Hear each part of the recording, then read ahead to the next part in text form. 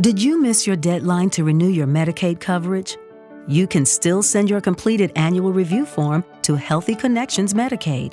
You may be assigned to another health plan, but you can ask to come back to First Choice within 60 days of renewed Medicaid eligibility. It's your family. It's your choice. First Choice is the right choice. Renew and choose us. Visit selecthealthofsc.com/renew to learn more. Lucky Land Casino, asking people, what's the weirdest place you've gotten lucky? Lucky? In line at the deli, I guess? Aha, in my dentist's office.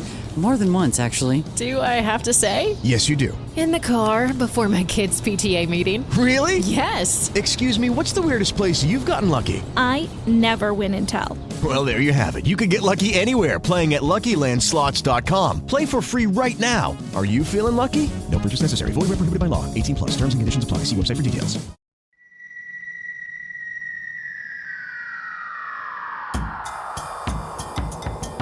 InterD, ciência e cultura.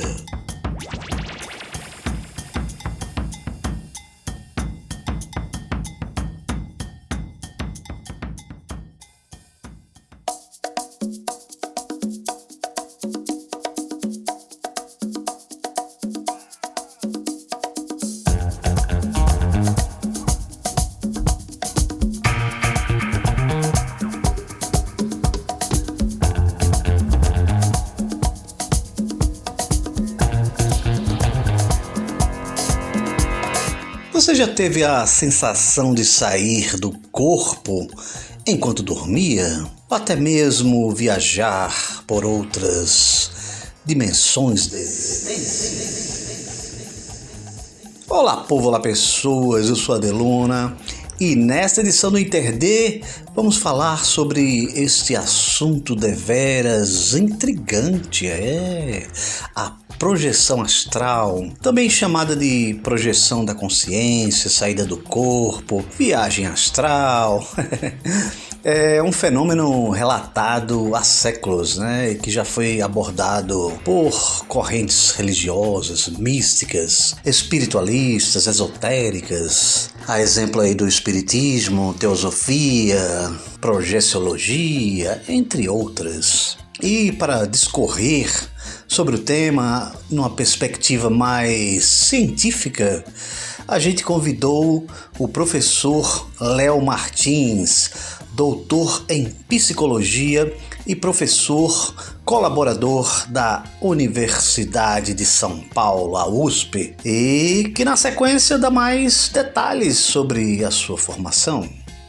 Bom, eu sou formado em psicologia pela Universidade Federal de Minas Gerais, mas os meus interesses não encontravam eco na minha formação até certo ponto, porque normalmente os cursos de psicologia, mesmo os que são muito bons, normalmente não falam desses assuntos, as experiências excepcionais, as crenças extraordinárias. Então toda essa parte ligada ao dito paranormal acaba aparecendo muito pouco, isso quando aparece. Então eu acabei trabalhando com psicologia clínica, com psicologia social e essas coisas por um tempo, até que eu descobri que na Universidade de São Paulo havia um laboratório dedicado a estudar apenas essas coisas, que é o Interpsi, que existe até hoje, e atualmente eu sou membro desse laboratório, já tá para 12 anos que eu sou membro do Interpsi. É um laboratório, então, dedicado ao estudo das experiências anômalas, que são essas experiências estranhas, enfim, que as pessoas relatam, experiências fora do corpo, abdução por alienígenas, todas essas coisas. E aí eu pude fazer o meu mestrado e o meu doutorado e o meu pós-doutorado na USP, estudando esses temas. Então já fica aí a dica do quanto estudáveis eles são cientificamente. E atualmente, então, eu sou professor colaborador lá no Instituto de Psicologia da Universidade de São Paulo, trabalhando, então, em tempo integral com pesquisa e com docência. Minhas pesquisas, então, elas se dedicam principalmente a experiências anômalas, que são essas experiências estranhas, que são várias, experiências fora do corpo, experiências de quase morte, supostos contatos com alienígenas, mediunidade, curas espirituais, lembranças de supostas vidas passadas, tudo isso pelo prisma da psicologia, que, portanto, não precisa acreditar nessas experiências, validar essas experiências para poder estudá-las. Elas são experiências humanas, são eventos subjetivos, portanto, a psicologia pode estudar essas experiências e as crenças relacionadas a elas sem precisar comprar a ideia e nem também rejeitar a realidade, seja lá do que for, entende? No primeiro momento, a psicologia abre mão de se posicionar sobre a natureza dessas experiências e estuda os componentes psicológicos dessas experiências e dessas crenças. É completamente diferente. Aí a minha dissertação de mestrado e a tese de doutorado foram especificamente sobre experiências e crenças ligadas a alienígenas, então estudando o perfil psicológico de pessoas que dizem ter sido abduzidas por alienígenas, dizem ter tido outros tipos de contato com supostos alienígenas, e no pós-doutorado eu pesquisei como as experiências anômalas são influenciadas pela sugestão. Então foi uma pesquisa experimental para olhar isso. E é interessante ver como o que as pessoas se lembram do que teria acontecido é imensamente influenciado pelo que é dito ao redor delas, muito mais do que às vezes a gente imagina que é. E toda essa trajetória, por fim, acaba se refletindo nos cursos também que eu dou, nas disciplinas que eu dou, abrangendo temas como hipnose, estados alterados de consciência, psicologia da religião, que é o estudo psicológico da experiência religiosa e das crenças religiosas e comportamentos religiosos.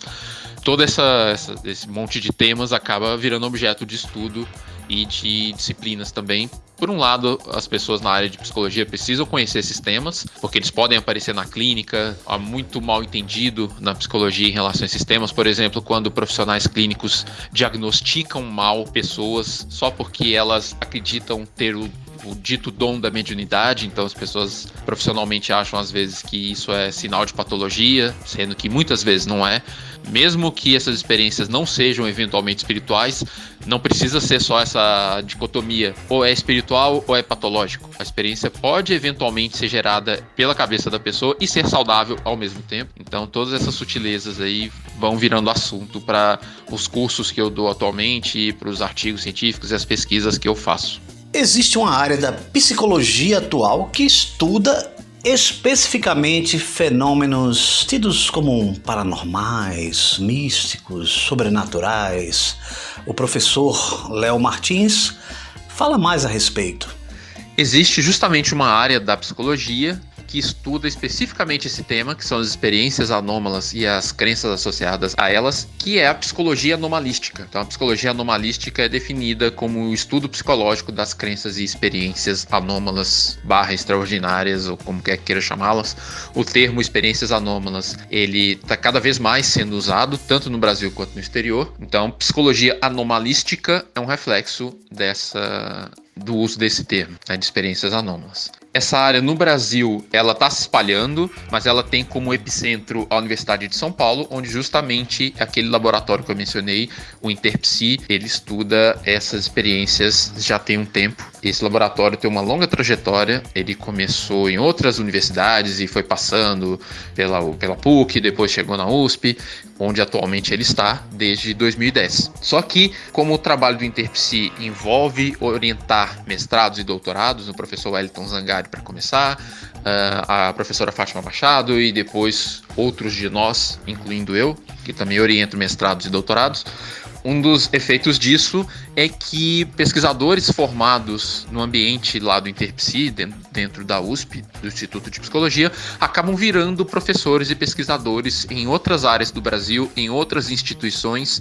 Então a psicologia anomalística acaba se espalhando. É o que está acontecendo, então a gente vê de norte a sul do Brasil, literalmente, há pesquisadores em psicologia anomalística trabalhando esses temas. E no exterior, o país mais forte talvez seja a Inglaterra. Há muitos centros de pesquisa por lá e em outros países da Europa também.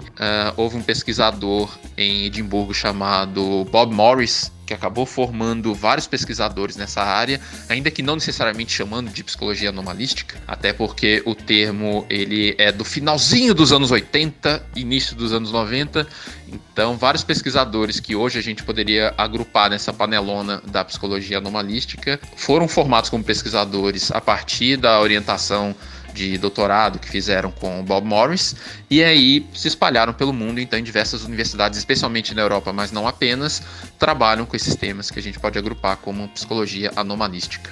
É importante notar que a psicologia anomalística, ela não é uma teoria psicológica, ela é uma área de pesquisa e de formação de conhecimento. Porque você pode, por exemplo, ser de diversas perspectivas psicológicas, analista do comportamento, psicólogo cognitivista, não interessa. E mesmo assim você estudar experiências anômalas, fazer psicologia anomalística, porque ela não depende, não tem como pressuposto uma teoria específica. Então ela não é uma teoria psicológica, ela é uma área de conhecimento dentro da psicologia. Da mesma forma que a psicologia escolar, psicologia do desenvolvimento, psicologia do esporte, a psicologia anomalística. Cada uma dessas áreas estudando um tema por variadas perspectivas teóricas. É o mesmo caso, a gente estuda, através de várias perspectivas teóricas, os temas das experiências anômalas e das crenças associadas a elas.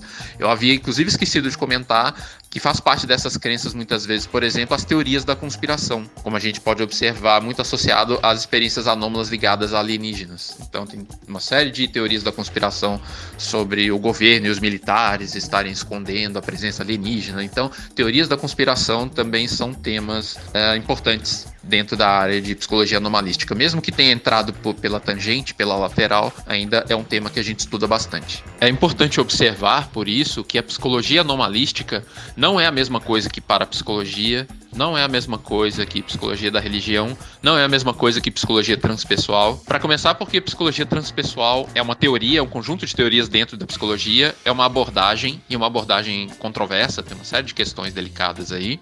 A parapsicologia, por sua vez, ela parte de certos pressupostos normalmente, ela não é só um conjunto de esforços guiados por um objeto de estudo, ela é muitas vezes orientada por uma perspectiva também em relação a esses fenômenos, normalmente uma perspectiva simpática à existência do paranormal, embora não necessariamente. Há pessoas que se identificam como parapsicólogos e que não necessariamente são simpáticos à existência do paranormal, mas normalmente sim. Além do que, a parapsicologia normalmente se dedica a um universo específico dentro das experiências anômalas, que são as experiências ligadas à supostas percepção extrasensorial e psicocinese. E a psicologia anomalística tem uma abrangência muito maior, está interessada em experiências anômalas de todo tipo que você puder imaginar. E não é a mesma coisa que psicologia da religião, porque embora os temas sejam próximos, a psicologia da religião e a psicologia anomalística, elas não são idênticas, porque nem toda crença ou experiência religiosa é extraordinária, é anômala, e nem toda experiência anômala, extraordinária, tem dimensões religiosas. Por exemplo, rezar pela manhã. Se a pessoa acorda e faz a sua oração de manhã, isso é uma experiência religiosa, com certeza. Mas ela não tem nada, a princípio, de anômala. A não ser que a pessoa escute uma voz respondendo de volta, por exemplo, às suas orações. Ela não é uma experiência extraordinária, embora seja uma experiência subjetiva importante e que é interessante para a psicologia da religião. Por sua vez, na outra ponta, a pessoa testemunhar supostamente um ataque ao seu rebanho na fazenda, o ataque por um chupa-cabras, lembra do chupa-cabras? Se a pessoa relata que viu um ataque de chupa-cabras ao seu rebanho de ovelhas lá na fazenda, isso não é uma experiência religiosa, mas é uma experiência anômala, porque é algo esquisito, extraordinário, diferente. Independentemente de ter acontecido ou não, né? Estamos partindo daquela definição de que são experiências subjetivas, ou seja, para a pessoa aquilo aconteceu, mas a natureza última da experiência a gente não sabe, é por isso que a gente tem que estudar. Mas é bom fazer esses recortes para não confundir psicologia anomalística com parapsicologia, com psicologia da religião, nem com psicologia transpessoal. Bom, e agora, indo diretamente ao assunto, o que é a projeção astral?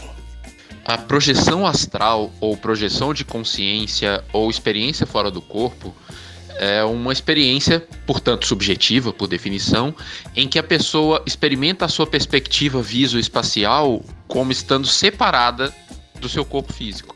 Ou seja, o seu corpo está em um lugar, por exemplo, em cima da cama, e a sua perspectiva visoespacial, ou seja, de onde ela está vendo as coisas, de onde ela está sentindo as coisas, está em outro lugar.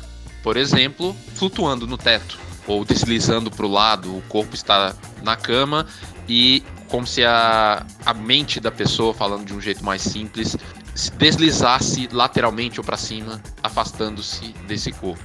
Mas é interessante a gente colocar nesses termos, pensar em corpo e em perspectiva visoespacial, que é diferente de alma, é diferente até de mente, porque é muito intuitivo pensar na experiência fora do corpo como se a alma estivesse saindo do corpo. Porque, do ponto de vista do sujeito, é isso que parece que está acontecendo. Só que a gente tem que lembrar que até os termos que são usados, projeção astral, projeção de consciência, já sugerem isso, que é uma saída, né? Projeção, algo que está projetando-se para fora, para algum lugar. Mas isso é algo culturalmente lapidado, é algo culturalmente difundido, porque essa não é a única explicação possível. A ciência muitas vezes tenta verificar se aquilo que parece intuitivo, se a explicação que parece intuitiva é verdadeira, porque não necessariamente a explicação que parece intuitiva é verdadeira. É o caso das experiências fora do corpo. Vamos falar daqui a pouquinho das explicações possíveis, mas logo de cara a gente tem que tentar problematizar, só para testar mesmo se essa explicação de que a consciência está saindo do corpo, o espírito está saindo do corpo, se é uma explicação boa mesmo. Então a gente tem que se abrir a outras possibilidades e testar essas possibilidades para ver o que acontece. Mas eu gosto mais de falar então de perspectiva visoespacial, porque é o que acontece, é a perspectiva de onde você está vendo as coisas, porque as pessoas relatam, né, ver o próprio corpo ali deitado na cama, ou qualquer coisa nesse sentido. Ou sentir o seu eu em outro lugar diferente do corpo. Por isso que é uma perspectiva visoespacial, de onde você está vendo, e a questão de ser um deslocamento no espaço da sua perspectiva subjetiva em relação ao corpo. Mas alguém pode se perguntar, como é possível ter uma perspectiva visoespacial longe do corpo se a consciência estiver no corpo? É perfeitamente possível isso acontecer. Você consegue agora, você que está nos ouvindo, consegue perfeitamente se imaginar voando e observando o seu corpo deitado. Você consegue construir essa imagem pela imaginação, pela capacidade de imaginação, não consegue? Se isso é possível ser imaginado, essa imagem mental pode ser criada, essa mesma capacidade pode eventualmente participar de uma experiência fora do corpo concreta. Vou dar um exemplo, que talvez até já tenha sido contado aqui, porque o protagonista dessa experiência, acho que ele já foi entrevistado por vocês, que é o professor Daniel Gontijo. Ele sempre conta a história de uma experiência fora do corpo que ele teve, em que ele deitou numa cama, lá do ambiente do quarto, e ele se viu, quando olhou para baixo, deitado na cama, enquanto a sua consciência estava em cima, flutuando. Uma clássica experiência fora do corpo. A questão é, pelo que eu me lembro, posso estar errando algum detalhe da história, mas isso não vai ser importante, é que aquele quarto tinha duas camas. Uma em que ele habitualmente se deitava e a outra. E ele estava tentando essa experiência fora do corpo nessa outra cama, que não era a sua cama habitual.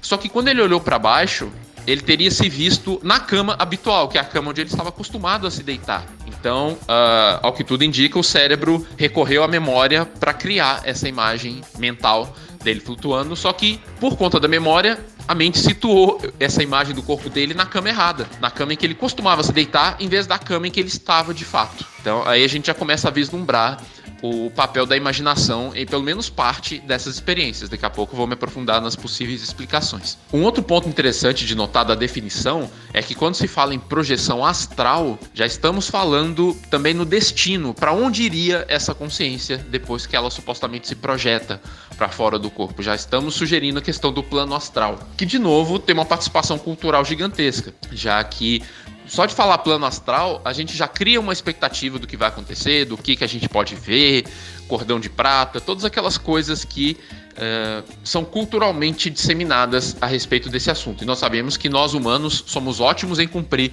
expectativas culturais, não só em relação a experiências fora do corpo, mas em relação a um monte de coisas.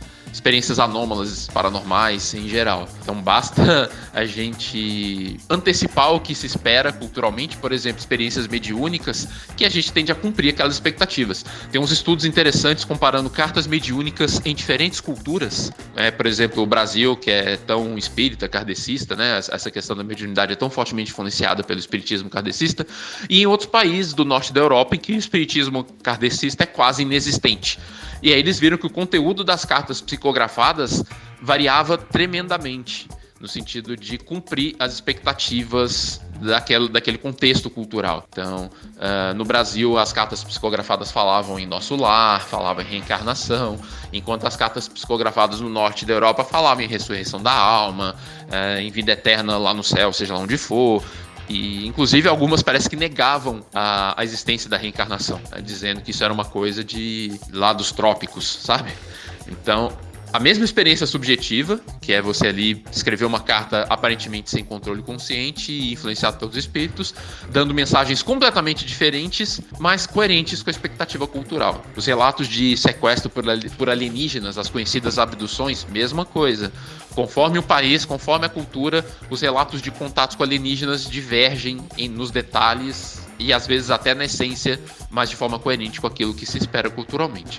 Então, só os termos que a gente usa para falar das experiências fora do corpo já sugerem uma série de imagens mentais e expectativas que podem, por fim, acabar participando da construção subjetiva dessas experiências, que para o sujeito terá a aparência de uma verdade indubitável, de uma verdade certa e confiável, de uma forma um pouco parecida com o que acontece até nos nossos sonhos, né? Quando a gente está sonhando, pra gente aquela experiência é completamente real, tanto que a gente se assusta, a gente corre, só depois que a gente acorda é que a gente percebe que aquilo não era um sonho. Só que no caso das experiências fora do corpo, entre outros motivos que a gente vai conversar daqui a pouco, como existe toda uma expectativa cultural e uma explicação culturalmente disseminada sobre o que aconteceu, que aquilo foi real mesmo, que foi seu espírito que saiu, acaba que muitas pessoas não questionam. Mas, como aquele exemplo do Daniel Gontijo ilustrou agora há pouco, sim, é possível contestar essa experiência e pensar em explicações alternativas.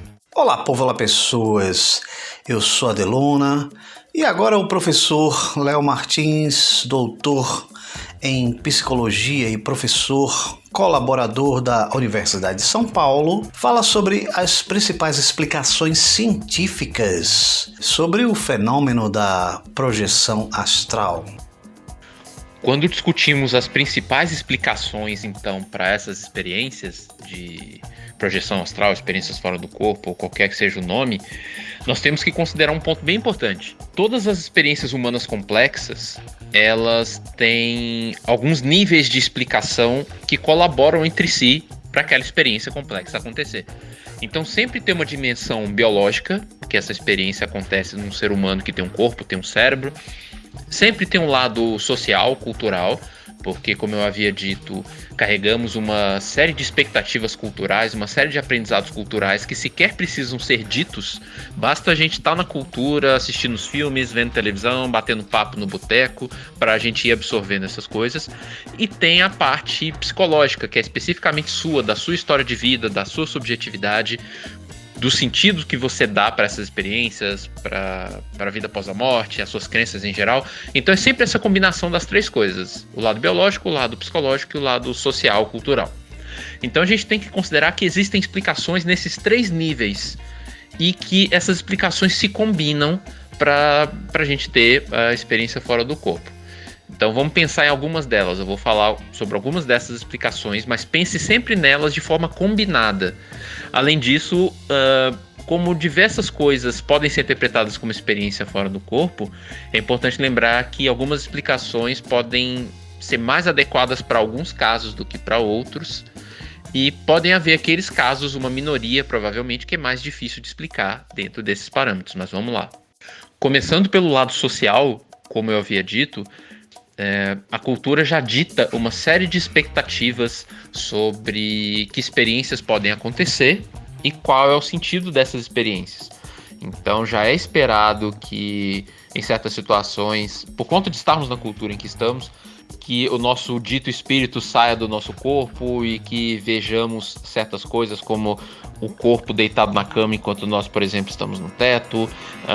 Algumas referências culturais falam do tal cordão de prata que ligaria o corpo físico a esse corpo astral, embora a gente saiba, através de pesquisas de levantamento, que muitos casos não tem esse cordão de prata sendo relatado pelas pessoas. Então existe até dentro de certos grupos, só para ilustrar esse lado cultural, em certos grupos que estão mais ligados à ufologia, né, supostos contatos com extraterrestres, essas coisas, as pessoas em projeção astral estão relatando encontrar alienígenas dentro das experiências. Então a pessoa supostamente sai do corpo, vai pro astral, seja lá onde for, e ela conta que ela encontra alienígenas fazendo projeções fora do corpo também, aqueles alienígenas baixos, com a cabeça grande, pele cinza, enquanto que fora desses contextos ligados à ufologia e esses temas, as pessoas tipicamente não relatam essas coisas. Então pense sempre na cultura como um formatador das experiências subjetivas. Em relação à parte psicológica, a história de vida, isso pode afetar muito o contorno das experiências também, por conta das suas crenças. Então, se você é uma pessoa que acredita na vida após a morte, acredita que existe espírito, e qualquer outra crença relacionada, como eu dei exemplo dos alienígenas, isso aumenta a chance da experiência acontecer, independente da causa dela, ou especialmente se a causa for interna, for ligada à imaginação ou qualquer coisa assim, ou se ela for ligada, como eu vou falar daqui a pouco, aos sonhos lúcidos, que é uma questão também importante.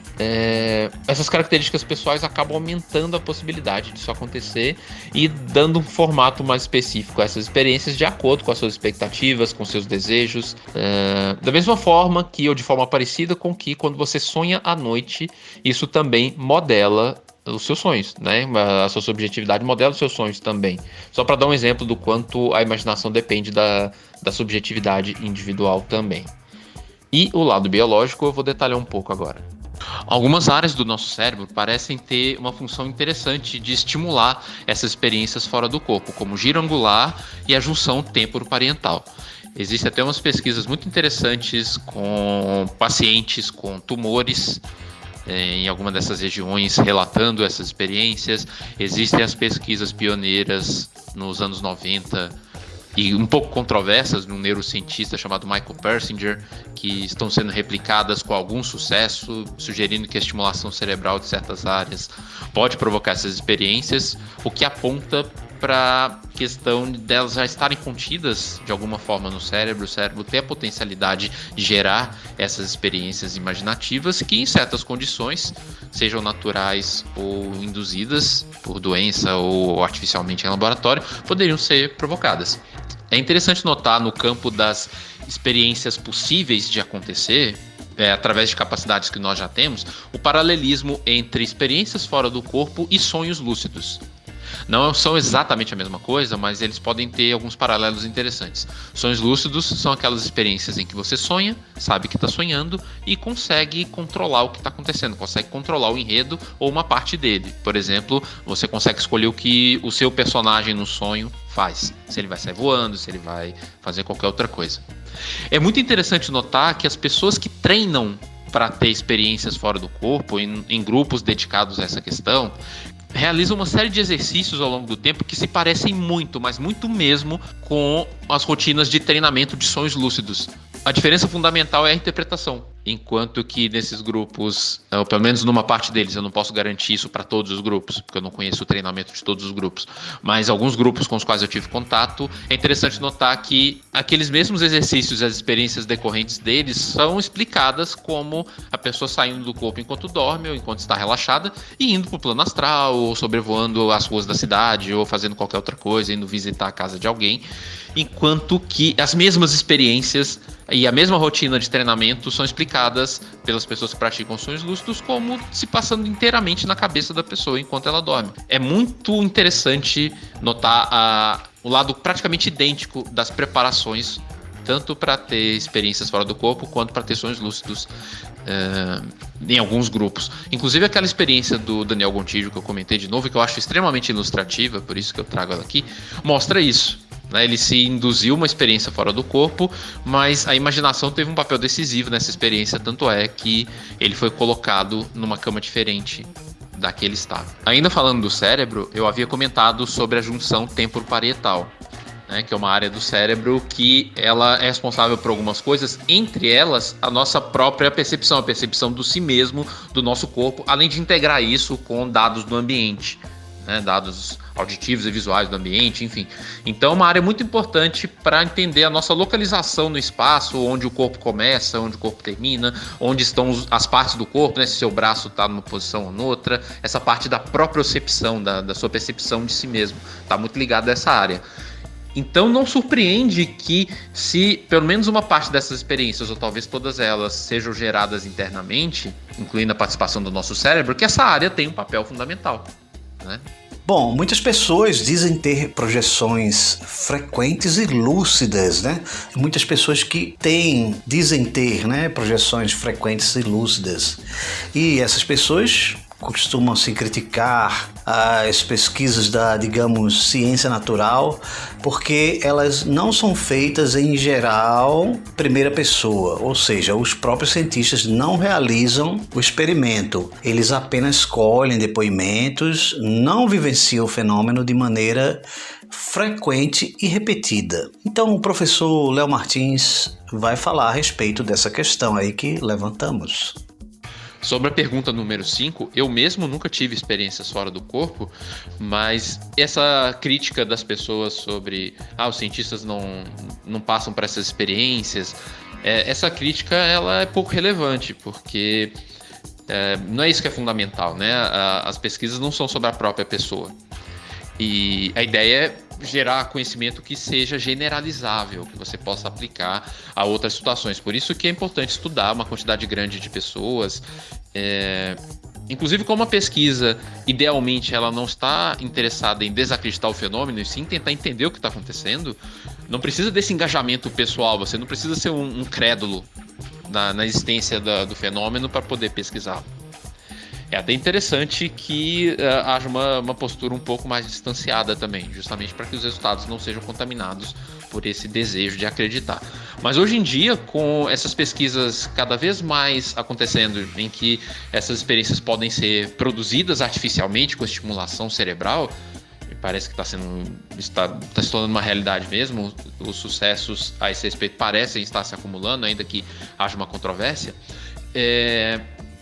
torna-se cada vez mais possível que os próprios pesquisadores também possam produzir essas experiências em si mesmos e tornar isso também um dado de pesquisa. Existe uma técnica de pesquisa, tem pouco uso ainda, mas está crescendo, que é a chamada autoetnografia. É justamente você se colocar como sujeito da experiência e fazer uma análise, entre aspas, distanciada da própria experiência. Então, com a estimulação cerebral e a eventual produção dessas experiências fora do corpo em laboratório, os cientistas cada vez mais também podem ser sujeitos. Mas com o número crescente de participantes que a gente já tem, a gente consegue gerar dados generalizáveis sem a necessidade do cientista fazer. Você não pode invalidar as pesquisas sobre experiências fora do corpo só pelo fato dos cientistas eventualmente nunca terem tido essas experiências. O caso, de novo, né? Parece até que é uma entrevista com o Daniel Gontijo, mas o caso da experiência dele, o fato dele ser pesquisador dessas experiências estranhas também, é um caro colega nosso, mostra que não é necessário que a pessoa tenha experiência para que ela tenha uma posição mais crédula em relação a elas, né? A experiência não tem esse poder de convencimento como as pessoas muitas vezes acreditam. E sim que o fato, às vezes, de ter essa crença prévia é que, quando é aliada à experiência, provoca um grande convencimento. Então, mesmo a pessoa tendo essa experiência, se ela tem uma outra visão a respeito das coisas, essa experiência pode não ser tão transformadora quanto muitas pessoas desejariam que fosse. Bom, nosso super agradecimento ao professor Léo Martins pela participação. Espero que muito em breve ele esteja por aqui novamente, né? Quem sabe aí falando de outro assunto deveras interessante, que é os sonhos lúcidos, numa perspectiva científica. Eu gosto muito de falar sobre esses temas, para finalizar, no meu perfil do Instagram, o @ideltapsi. Lá eu sempre faço posts sobre experiências anômalas, experiências religiosas e crenças associadas, teorias da conspiração e tudo isso. Então, se vocês quiserem bater um papo, a gente se encontra lá no Instagram, no @ideltapsi. Obrigado por me ouvirem e até a próxima.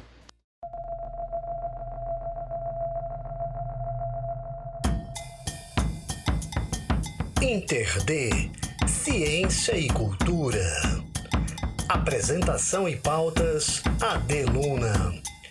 Vinhetas, edição e trabalhos técnicos, Pedro Santos e Estúdio Bacamarte.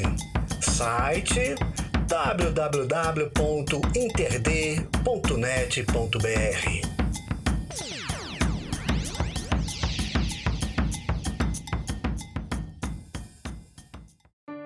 Did you miss your deadline to renew your Medicaid coverage?